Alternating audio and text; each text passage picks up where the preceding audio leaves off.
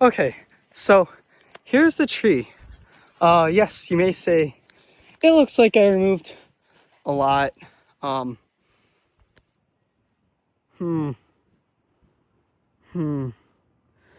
Well, maybe I did remove a bit more than expected, but this tree is super healthy. It's super vigorous. You can tell in spots where I have not pruned, like this, under all this dense buds, there is currently extensions going. Yeah, that's super hard to see, but yeah. So this tree is super healthy, super vigorous. It can handle these right now. This shape, as you may know if you're an arborist, is a very strong shape for trees.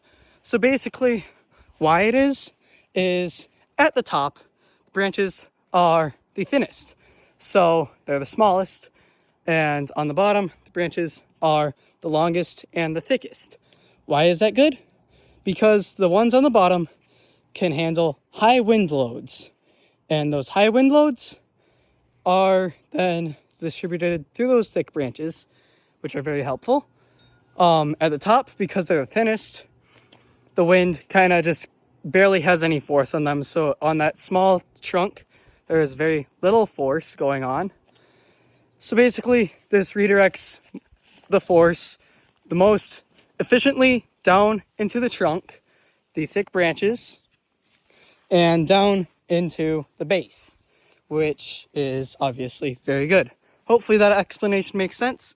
I can elaborate in the comments or provide a better explanation if you wish. That's just the basic way I can put it. Stay safe, have a great day, and God bless. Thank you for watching. Bye.